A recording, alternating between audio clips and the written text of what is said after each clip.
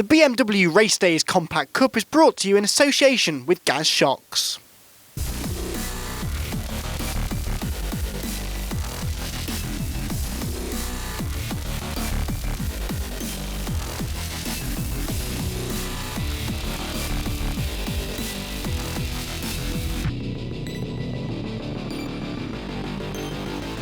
Hello and welcome to Snetterton for rounds 5 and 6 of the 2016 BMW Race Days Compact Cup. We're expecting more top quality racing from the bumper 41 car field, just as we saw last time out at Rockingham. The Rockingham Motor Speedway in Corby always produces great racing, and the same was true of the Compact Cup's visit there a couple of weeks ago.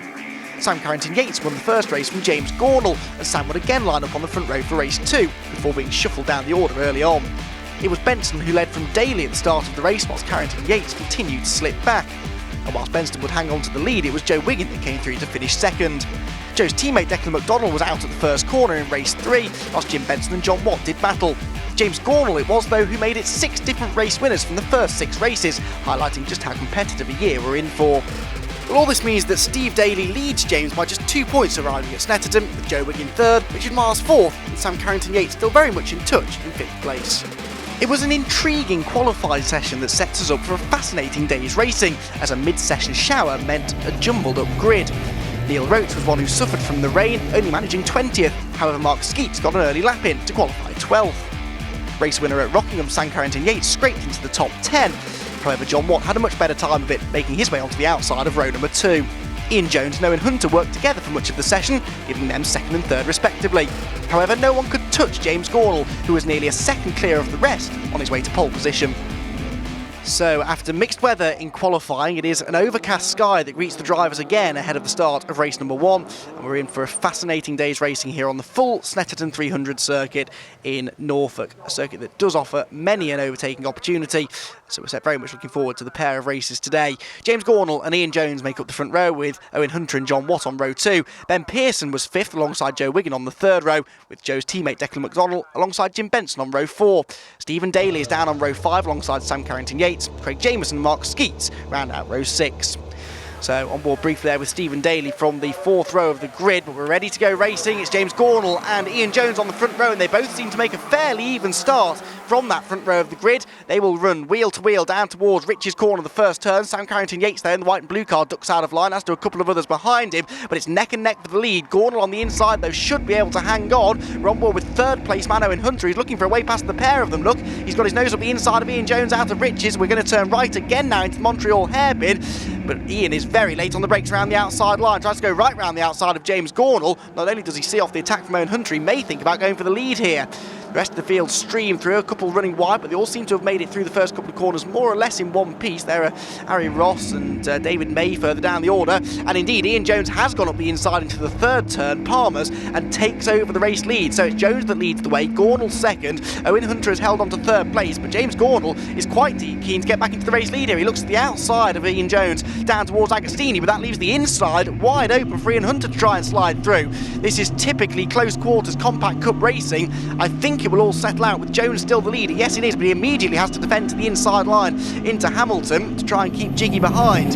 This is a replay of the start, and up ahead, look at that, Sam Carrington-Yates, who won a race last time out of Rockingham out on the grass. Neil Roche spotted that as well, didn't he, as he drove on through. He had a lowly grid position, so that's a welcome gain of place for him. Back on board with 2nd place man James Gornell already. Ian Jones is getting away slightly out in front, isn't he? Gornell and Hunter fighting over 3rd, and then behind him was side by side between, I think that was Joe Wiggin and John Watt as they went out onto the Bentley straight. Oh, and John Watt's out over the grass, has a huge moment, and that kills his momentum out onto the back straight, and he will lose a handful of positions thanks to that. We're on board with Stephen Daly, the championship leader, who could only manage 9th on the grid, another circuit he's not that familiar with. He's picking up the places here though, isn't he? Look up the inside of Jim Benson, he's already gone past Declan McDonald down the straight. Benson now though has the inside line for the right-hander at Nelson, so they lean on each other maybe a tiny bit, but Stephen was going to have to concede anyway, I think, on the outside line into the bomb hole, so as to not allow Declan McDonald to follow him through. So up towards the everlasting right-hander at Coram Curve we come for the first time of asking. Stephen Daly has made up one position. He's now 8th place coming into the final turn, ahead of McDonald, then Skeets, and a recovering John Watt, who was lucky to get away with that moment, coming out of Williams and onto the back straight. Gets up the inside of Mark Skeets there, who had a brilliant qualifying session. He was quick in the morning practice session as well, though. So Mark is one to watch this weekend. He's now getting involved in all sorts of silliness, though, down the pit straight. I think that was Neil Roche trying to go around the outside of him as they flash by the completion of the first lap of the race. And already this 41 car field starting to spread themselves out, but everybody has someone to race with in what is a hugely competitive field from the front right the way to the back. Speaking of which, this is James Nutbrown and Sam Carrington-Yates right in the middle of the field. Sam after his first corner off, and James after a bit of a lowly qualifying position. Look at the action going on here though. Craig Jameson's in there as well, so too is Jack Drury in the black and green number 6 car. They get themselves all together heading into the left-hander at Palmer's. The next left-hander is Agostini, and this is where we join Neil Roche, who's got Richard Miles in front of him. Now Richard Miles also suffered from the mid-session shower in qualifying. He only got one lap in before the rain came, then he pitted, after which the track was wet and he could only manage 17th on the grid. Up at the sharp end though, this is the fight for the race lead, and James Cornell, having initially lost a bit of time to Ian Jones in the first few laps, is now closing back in on the race leader. On board with car number 18, he has a race win this season. In fact, he won the last race out at Rockingham. Ian Jones ahead of him does not though, and remember, if Ian could win, that will be 7 different winners from the first 7 races. We don't have 3 groups of cars here at Snetterton, so everyone races twice, and we just have these huge 41 car grids for the pair of races, which is fantastic to see. Quality of racing certainly not suffering as a result. Through the bomb hole they go, just clip the curb through there, but not too much so as to unsettle the car. Out towards the curb on the exit, back on board with Steve Dailly coming into the bomb hole. We're still trying to find a way past Jim Benson, look, who too won a race last time out at Rockingham. Stephen though hasn't won since Brown's Hatch, and he's struggling to find a way through here, isn't he? Look to the inside through Coram, but there wasn't a compact cup side gap on the inside. And look at the windscreen, it is starting to rain a bit, and that could have an effect as we go through the rest of the race.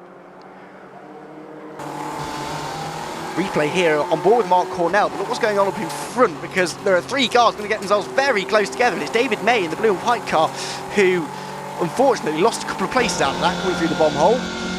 Back on board with Steve Dailly meanwhile, and behind him is John Watt, who throws one up the inside into Montreal hairpin, and Steve has no choice but to duck out of the way, but then gets a nice cutback, carries so much more exit speed that, yes, he does run slightly into the back of Jim Benson, so he not only gets placed back from John Watt, but he actually may have a chance now to move up another position ahead of Jim into Palmer's. There are more spots of rain on the windscreen, and Jim just about hangs tough for the time being.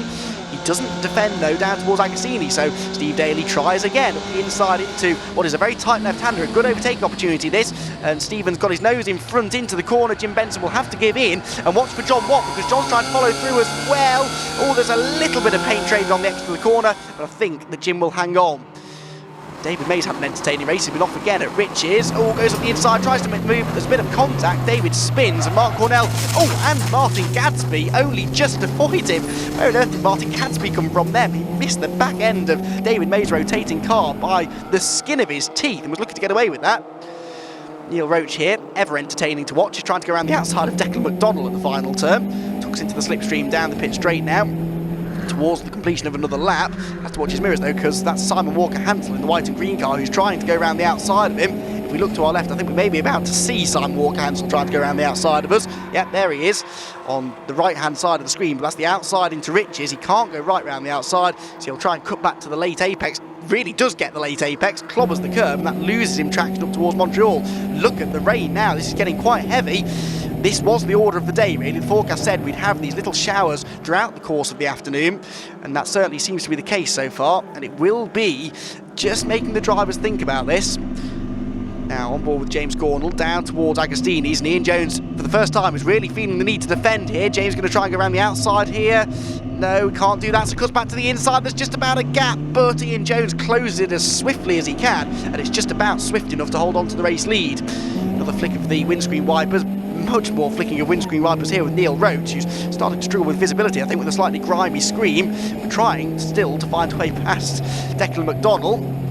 As we make our way into the left-hander at Palmer's, might have been a bit of Morse code being tapped onto the back of the Mack Attack racing car, but then a not brilliant gear change on the exit of the corner means he just loses a bit of ground again to the car in front, much to Neil's frustration. Back out of Williams onto the Bentley straight come the leading two, and James is right within slipstreaming range, but these cars don't seem to give off that much of a slipstream, so you have to be very, very close to take full advantage of it. We can see here there's nothing to choose in straight line speed between the two cars. Indeed, James just pulls out to driver's left to get a little bit of a better view of the very difficult braking zone here. You're braking on a very sharp left-hand turn at Brundle, and then you've got to flick the car back over to the right here through Nelson, avoid the sausage curve. Well, Ian Jones didn't, and you saw what it did. It upset the car. Tail end hung out. It just lost him a bit of speed down towards the dauntingly quick right-hander at Bombhole.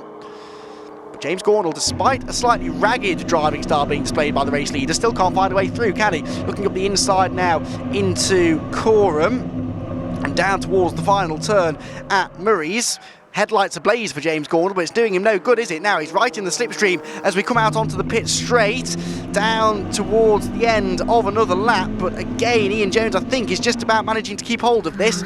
Down towards the start-finish line, and the checkered flag is coming out. The checkered flag is out. That is the last lap of the race. And so James Cornell, unfortunately, doesn't get another opportunity to go through. Ian Jones it is who takes the race win. This is the fight further back as Steve Dailly has caught up to the back of John Watt, couldn't get through.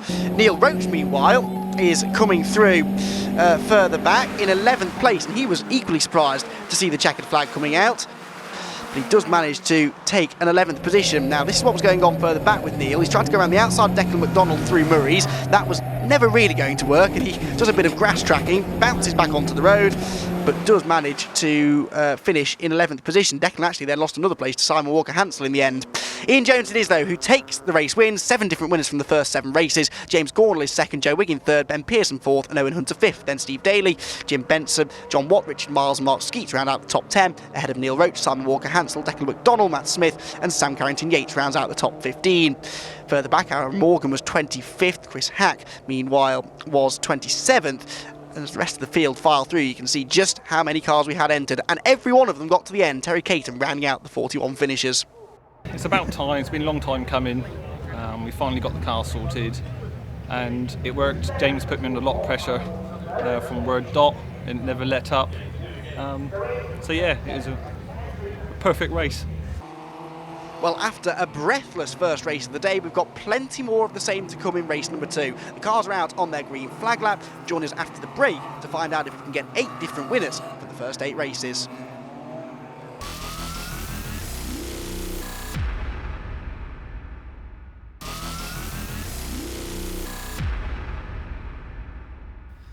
Well, hello and welcome back to Snetterton, where race number 2 of the BMW Race Days Compact Cup is about to get underway. The grid for this one set by the second fastest lap times in qualifying, and it puts James Cornell ahead of Ian Jones again on row 1, with John Watt and Owen Hunter row 2, Ben Pearson and Declan McDonald on row 3, whilst row 4 is where we find Sam Carrington-Yates and Jim Benson, Joe Wiggin and Giles Dawson on row 5, Steve Dailly all the way back down on row 6, alongside Craig Jameson.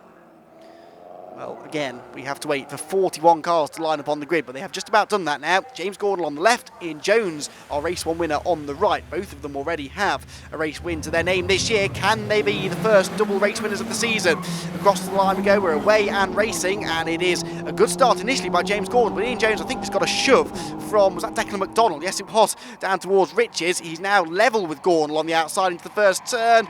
Oh, hold your breath, let's hope all 41 of them get through. I think they do, and they make their way down towards the Montreal hairpin now for the first time.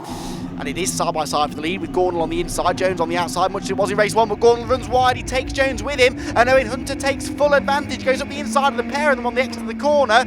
Just can't quite keep alongside James Cornell, but Hunter does now go through into second place. So it's Cornell that leads the way. Hunter is second. Where did Ian Jones come out of all that? Is he still behind us in third place? We'll find out momentarily, I'm sure. Yes, he is.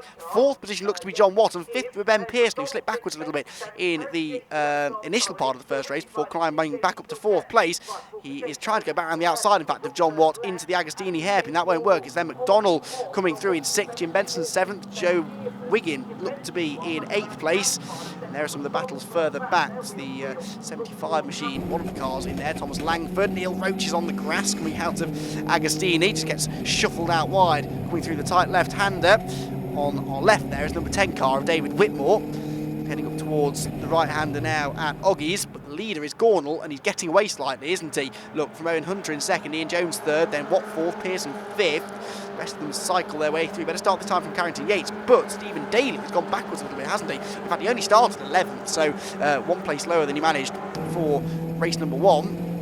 Onto the back straight, back on board now with Neil Roche. We're tucked into the slipstream of the car in front, heading down towards Brundle and Nelson. You can see the various lines that the drivers take down into this braking zone. Some are defending, some are attacking, some just looking for the quickest way through the corner. Oh, and we're looking up the inside into Brundle. This very rarely works. That's Jack Drury. We're trying to find a way past with the novice cross on the back of his car. Clobber the curves, look to the inside towards Bombhole. No, Jack saw that one coming, so ducks back over to the middle of the road. He defends the line, but without compromising the corner speed too much. Further back, Thomas Langford's got Aaron Morgan going up the inside of him.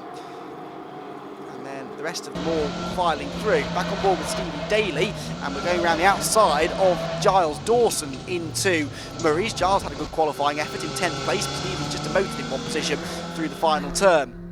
Right then, back across the line at the end of the opening lap of the race, and everyone seems to have made it back towards us at the end of this first lap, which is good news. And we'll now see whether anyone can do anything about James Cornell out in front. The trouble is, if you give Cornell a lead like that, he has every bit of potential to pull away and extend that margin. Sam Carrington Yates there trying to find a way past Jim Benson. He's got Stephen Daly not far behind him, and we're back on board with Neil Roche now. Still can't find a way past Jack Drury as we go into the Montreal hairpin. We're going down the outside because everyone else is going to the inside. Look at what's going on up in front there. Mark Skeets is getting shuffled down the order slightly, and I think that might be Richard Miles who's trying to find a way through in the dark blue car there on the inside line towards Palmer's. The leading 3 getting away here. It looks as though Cornell, although he extended that gap on the first lap, he's not getting any further ahead of Owen Hunter at the moment, is he? With Ian Jones still there in 3rd place. Sam Carrington Yates and Jim Benson are side by side again. Sam Carrington Yates on the inside will prevail now into Oggies. Steve Daly a little bit wayward behind. Then there's almost a three-wide battle. That is indeed Richard Miles in the 24 car. He's just got past James Nutbrown and Mark Skeets on this lap. Up towards the left-hander at Hamilton. And now we're on board with Neil Roche. He's trying to go around the outside of Nutbrown and might just do it because the next corner is a right-hander, so we're on the inside line now, and Neil is later on the brakes, gets to the apex first, and yes, should be able to go through now and make the move stick. He's very appreciative of James Nutbrown leaving him room. James trying to fight back though into Williams. Oh, Martin Gadsby's had a shunt, and a fairly significant one at that. That's on the pit straight, I think. Now, was he involved with somebody? Oh, yes, David Ashforth, unfortunately. The two just tangle on the run down the straight, and Gadsby has fairly significant contact with the pit wall, and then again with the outside barrier. And unsurprisingly, with that car stricken at the side of the road, the safety car has now been called for. So the safety car is in then. We've got 2 laps to go in this second race of the weekend here at Snetterton, and James Cornell has made a mega restart look, and it's Ian Jones who got into 2nd place just before the safety car came out. So Jones is now the man chasing him down, with Owen Hunter down to 3rd, John Watt still there in 4th, and Ben Pearson rounding out the top 5. Field streak through across the start-finish line as the safety car makes its way down the pit lane, hopefully not to be needed again, and up towards Riches they go. And the race leaders are fairly well spaced out. It must be said that was a very good restart indeed from James Cornell. 3/4 of a second the margin he had over Ian Jones at the restart. Further back, Sam Walker Hansel, goes up the inside of Jim Benson. They both run wide, and Richard Miles takes full advantage. 2 places gained there. That was brilliant stuff from Richard, and that puts him now inside the top 10. Back on board with Neil Roche, just behind that lot, and again we're trying the outside line into the Montreal hairpin. Oh, but that leaves the door open for Mark Skeets in the yellow car to get up the inside. Neil tries to fight back, and they just trade a bit of paint on the run towards Palmer's. Let's hope they all got out of that one in one piece. Back at the front of the field though, and is Ian Jones maybe starting to bridge the gap slightly to James Cornell? It's a long lap round here, and we have got time for 2 more, so certainly Jones has time to do this. Meanwhile, further back, look at that, Joe Wiggin with Ben Pearson trying to go around the outside of him. Ben's outbraked himself, locks up and runs wide onto the grass and loses several places. McDonald goes through, Carrington Yates goes through, so does Daly, and so potentially could Richard Miles. I think he will, you know. So Richard Miles is going to pick up yet another place, and it's not been a brilliant pair of weekends really for Richard, but at least he's scoring points. Neil Roche again is trying to go around the outside through Hamilton. That one didn't work. Up towards Williams they go again. Then flick their way out onto the back straight. There is Simon Walker-Hansel up the inside of Mark Skeets, and Jack Drury in the number 6 car as well will go through as Skeets just does a bit of grass tracking on the exit of the turn. Back on board with Neil Roche now, down towards Brundle and Nelson. This is a very tricky part of the circuit. It's, as I mentioned in the first race, you're braking on a very sharp turn and very easy to lose the rear of the car down here. Under the bridge, hard on the brakes, turn left. Oh, and there's trouble going on up in front. Oh, and I think Neil Roche saw that, and I don't think he spun in sympathy. I think he was on the brakes there, trying to avoid it, and lost the rear of the car. That's Matt Smith, who's now beached over the sausage curb on the inside. Thomas Langford rejoins from the grass. Bit of a shake of the head there from Neil Roche, but that was all a little bit dramatic down at Brundle and Nelson. The leaders are coming through to start their final lap. Look how much closer Ian Jones is now to the race leader. There is Matt Smith, who just lost it all on his own through Brundle, beaches on the curb, and then enter stage left, and out of control Neil Roche, who unfortunately lost a fair few places out of that. They all will be able to continue though and hopefully make it to the end of the race. And who is going to win the race? That's the next question, isn't it? Because James Cornell is really feeling the pressure now from Ian Jones. He's having a storming weekend. Remember, both of these drivers have a win, so it looks as though 7 different winners from the first 7 races is as high as that's going to get. But who is going to win it? We still don't know. Down towards Agostini is coming Neil Roche here, and is still fighting hard here despite what's been a very adventurous race for Neil.